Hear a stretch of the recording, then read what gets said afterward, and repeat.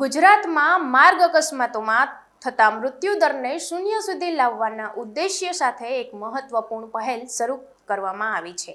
National highway 48 પર zero ફેટાલિટી corridor પ્રોજેક્ટનો પ્રારંભ કરવામાં આવ્યો છે, જે માર્ગ સલામતીના ક્ષેત્રે એક મોટું પગલું માનવામાં આવી રહ્યું છે. અરવલ્લીથી વલસાડ સુધી ફેલાયેલો નેશનલ હાઈવે 48ના સમગ્ર સ્ટ્રેચરને આ પ્રોજેક્ટ હેઠળ આવરી લેવામાં આવ્યો છે, જેમાં વડોદરા શહેરમાંથી પસાર થતો 65 કિલોમીટરનો હાઈવે પણ સામેલ છે.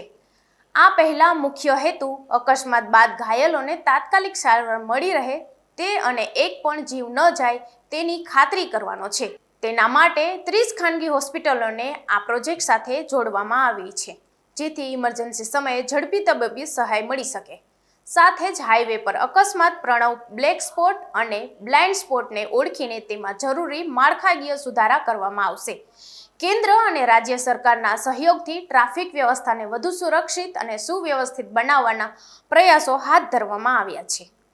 માર્ગ સલામતી માત્ર સરકાર કે પોલીસની જવાબદારી નથી, પરંતુ દરેક નાગરિકની સ્વયં શિસ્ત પણ એટલી જ મહત્વપૂર્ણ છે. જાગૃતિ, નિયમોનું પાલન અને આધુનિક સુવિધાઓનો સંયુક્ત પ્રયાસોથી જ ઝીરો ફેટાલિટીનું લક્ષ્ય હાંસલ થઈ શકશે. નેશનલ હાઈવે 48 પર શરૂ થયેલી આ પહેલી ગુજરાતમાં માર્ગ સલામતીના નવા માપદંડ સ્થાપિત કરશે.